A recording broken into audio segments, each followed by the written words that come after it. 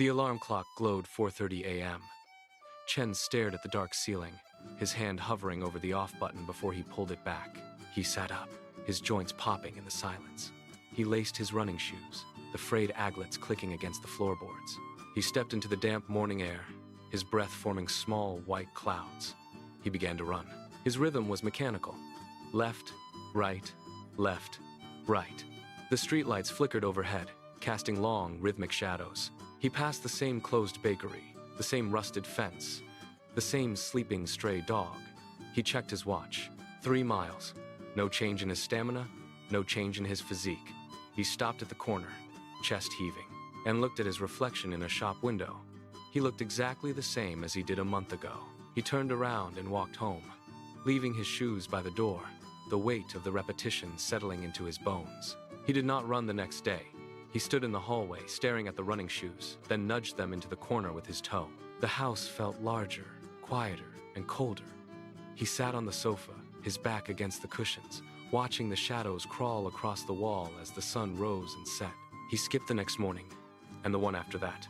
The silence in the apartment became a physical presence, thick and unmoving. He stared at the wall for hours, his gaze fixed on a single crack in the plaster. Hunger came and went, but he ignored it, feeling a hollow weight in his stomach that no meal could satisfy. The shoes remained where he left them, a thin layer of gray dust settling over the fabric. He did not touch them. He did not look at the door. He simply watched the light change, his body motionless, his mind anchored to the stillness. The routine that had defined his existence for weeks had snapped, leaving him adrift in a room that felt increasingly like a tomb. He sat, he breathed, and he waited for a change that refused to arrive. A week later, Chen walked to the city edge where pavement gave way to gravel. Near a cluster of pines, a faint orange glow flickered. An old man sat on a wooden stool, a lantern hanging from a low branch. He held a chisel, driving it in tiny, precise increments against a block of cedar. Chen approached, his boots crunching on dry leaves. "What are you making?" Chen asked. The man did not look up. "Patience," he replied. Chen watched as the man made another shallow, microscopic notch. "That is just wood," Chen said.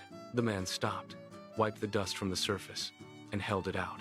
The block was covered in thousands of tiny, overlapping lines. "Each cut is invisible on its own," the man said, "but together they define the shape." Chen touched the rough surface, feeling the ridges. "I tried to build something," Chen whispered, "but I saw no shape, so I stopped." The old man pointed to the ground beneath a nearby sapling.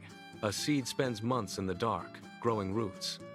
If you dig it up to check for progress, you kill it. You stopped at the root stage." The alarm clock hummed at 4:30 a.m. The sound cut through the dark, sharp, and persistent. Chen stared at the ceiling, his body heavy, pinned to the mattress by a sudden, overwhelming inertia. The room was freezing. The blankets felt like lead, pulling at his shoulders, demanding he stay in the warmth. He closed his eyes, visualizing the cedar block with its thousands of invisible, overlapping cuts. He swung his legs out of bed, his feet hitting the cold floorboards.